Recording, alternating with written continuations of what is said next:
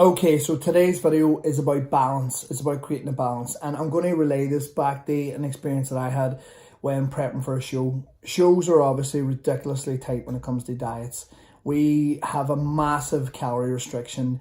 It is huge in terms of the body fat percentages that we drop down, and we go to an unhealthy kind of state where the body absolutely craves calories constantly.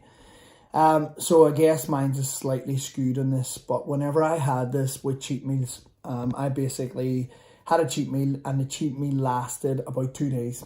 Once I opened the floodgates, I just couldn't close them.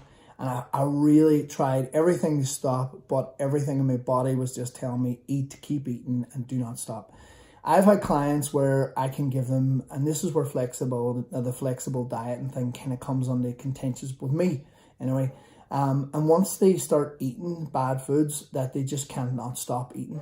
And I get where they're coming from because I've been there, where once I've had that taste of it, there's that almost addictive side to you that you feel it's like, I need to have more of this. I really need, I'll do anything. If I had to walk another 10,000 steps in order to eat this food, I would do it. Well, I would say I would do it.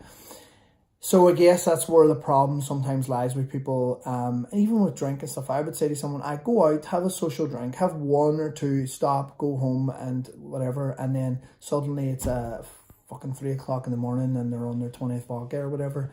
But anyway, food is very much like that, and for some people they really struggle with that. So I guess this is where you need to find the balance in your life. Can you just have one biscuit and put the biscuits away and not look at to have any more of them? Is it like Pringles, once you pop, you can't stop? Do you just finish a packet instead of just stopping at 2 or 3?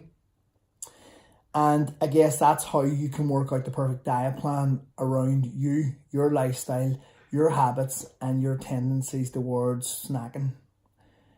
If you find that you're an all or nothing person, that has to be addressed at some stage, because food is always going to be readily available. It's going to be really tough to never open a packet of Pringles or never be offered them. Although I would say the measures you would do is to remove them completely from your cupboards, and do not give yourself the option of going out to buy them in the first place, because if they're bought and they're in your cupboards at some stage, you're going to eat them. It's as simple as that. Right, so that is it. You really have to find what works for you. What worked for me in terms of the show thing, I cut out cheat meals. They just did not happen. So that's what I had to do. I couldn't do it. I stopped doing them. They were making me putting me in a worse position in terms of my body fat. So I had to take them out. Some people worked fine with cheat meals. They were able to look forward to them during the week. They could have their cheat meal, they could stop, and it didn't actually cause any damage, lasting damage to their physique. If you're like that with snacking, if you're like that with cheat meals, if you're like that we just binge, first of all, I do think it needs to be addressed at some stage. But secondly, just cut them out completely. Just do eat the way you were eating. Do not be a massive calorie restriction, but eat foods that you feel you don't need to binge on, basically. Okay, guys, I hope this helps, and I'll speak to you all soon.